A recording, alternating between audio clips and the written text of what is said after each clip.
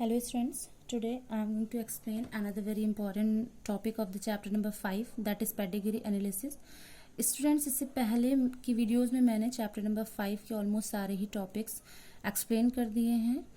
आई hope कि आपको सारे ही टॉपिक्स प्रॉपरली समझ में आ गए होंगे। बच्चों, principle of inheritance and variations, as I told you earlier, this topic is very important, means the genetics and variation topic is very important. You all have to learn each of the topics very carefully from the board point of view, because this is very important chapter as well, and I hope you all are trying to understand all the topics. Okay, now without wasting any time, let's start a topic. Bachcho, first of all I want to explain about the analysis.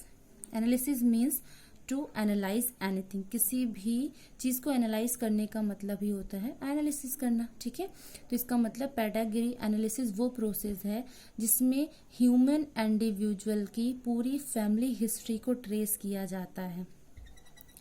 Means अगर मैं किसी plant की बात करूं, जैसे कि Mendel ने अपने एक्सपेरिमेंट में पी प्लांट का लिया था एग्जाम्पल, उसमें उन्होंने इजीली जनरेशन, सेकेंड जनरेशन में, थर्ड जनरेशन में कौन कौन से चेंजेस आए, उसको इजीली उन्होंने कौन से फेनोटिपिक एंड जेनोटिपिक चेंजेस आए थे वो इजीली उन्होंने बता दिया था. ठीक है, लेकिन वो सारी चीज़ें बच्चों ह्यूमंस में पॉसिबल नहीं हो पाती हैं, जिसकी वजह से इन सब चीज़ों को डिटेक्ट करने के लिए या पता लगाने के लिए, ठीक है, पेडिग्री एनालिसिस किया जाता है कि किस जनरेशन में ह्यूमन के कौन से डिसऑर्डर्स डेवलप हुए, किसी जनरेशन में कौन सी प्रॉब्लम हुई. ठीक, तो इन सब चीज़ों का कौन कौन से ट्रेड्स जो हैं चेंज हुए, इन सब चीज़ों का पता लगाने के लिए पेडिग्री एनालिसिस किया जाता है. Okay students, to trace the family history of any individual by creating a family tree. इस प्रोसेस में क्या होता है पेडिग्री एनालिसिस में, किसी भी फैमिली की हिस्ट्री का पता लगाने के लिए, ट्रेस करने के लिए एक फैमिली ट्री बनाया जाता है.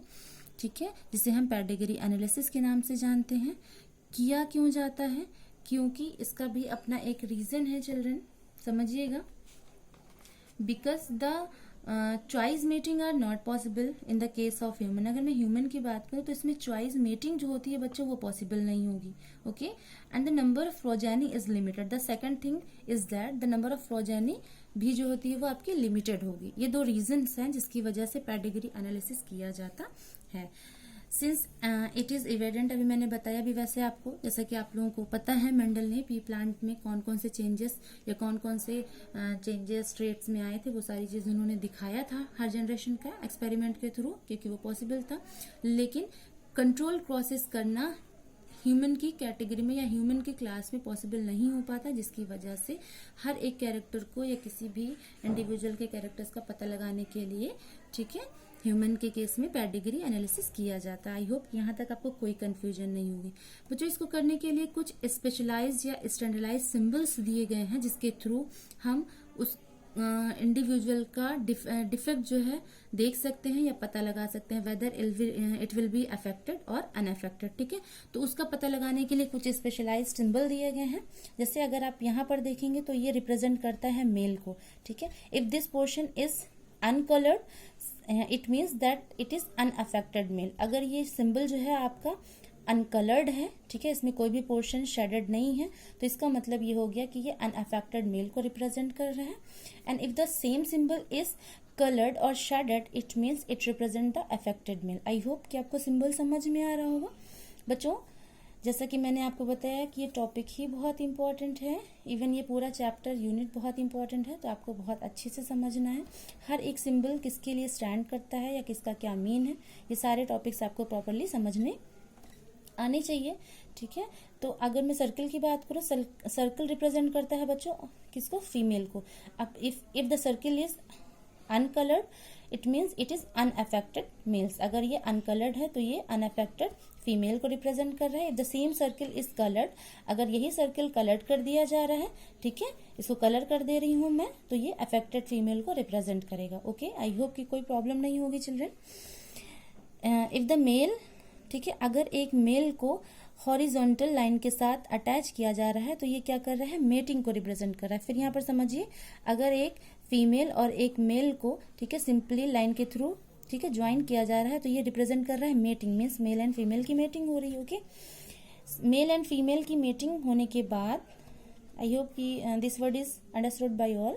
ठीक, फर्स्ट जनरेशन में क्या हो रहा है, मेल एंड फीमेल की मेटिंग के बाद 4 ऑफ स्प्रिंग्स का प्रोडक्शन हो रहा है या प्रोड्यूस हो रहे हैं, ठीक है, out of which the 2 are son and 2 are daughters. Means male and female की मेटिंग के बाद 4 इंडिविजुअल डेवलप हो रहे हैं, प्रोड्यूस हो रहे हैं, जिनमें में से 2 जो है वो मेल हैं या मेल चाइल्ड है और 2 जो है वो कैसे हैं, फीमेल हैं। Okay, means son and daughter. I hope कि यहाँ तो कोई कंफ्यूजन नहीं होगा।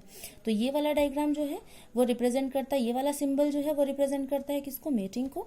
और अगर इसमें से इस तरह से सिंबल आ जा रहा है तो आपका क्या है, ये उनके ऑफ स्प्रिंग्स को रिप्रेजेंट कर रहा है। अगर आप यहाँ पर क्लियरली देखें तो none of them is affected, क्योंकि यहाँ मैंने बता दिया है कि अगर शेडेड पोर्शन है तभी हम अफेक्टेड और अनअफेक्टेड का पता लगा सकते हैं। अगर आप देखें तो यहाँ पर इजिली पता लग जाएगा आपको कि कोई भी बच्चा जो है वो अफेक्टेड नहीं है। आई होप कि कोई कन्फ्यूजन नहीं होगा बच्चों, ठीक है। यहाँ पर एक नेक्स्ट मैंने सिंबल बनाया है, इसका मतलब होता है एक मेल जो है वो अगर डबल लाइन के through if one male is represented through the double line segment it's mean कौन सी, जीनियस मेटिंग। इसका मतलब ये हो जाएगा कि जब किसी भी क्लोजली रिलेटेड के साथ मीटिंग कराई जाती है, when the meeting between closely related, ठीक, रिलेटिव, तब इस टाइप की मीटिंग को हम कैसी मीटिंग के नाम से जानेंगे, कौन सी, जीनियस मीटिंग। आई होप कि समझ में आ गया हो। सिंगल को कॉमन सिंपल मीटिंग, और अगर ये डबल लाइन के थ्रू है तो ये कौन सी, जीनियस मीटिंग कहलाएगी। ओके,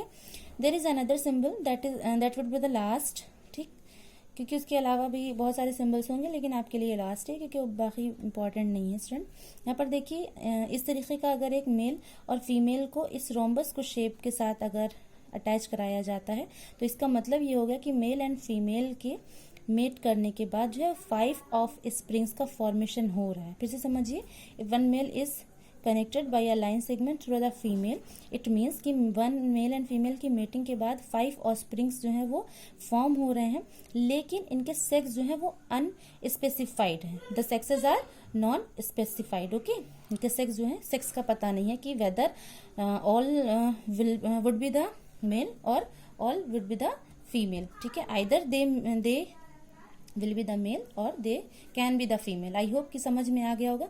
अगर सेक्स स्पेसिफाइड नहीं, यहाँ पर 5 है, तो इसका मतलब मेल एंड फीमेल की मेटिंग के बाद 5 ऑफस्प्रिंग्स का फॉर्मेशन हुआ, लेकिन उनके सेक्स जो है वो स्पेसिफाइड नहीं है। आई होप कि आपको ये टॉपिक समझ में आ गया होगा स्टूडेंट्स प्रॉपरली। ओके।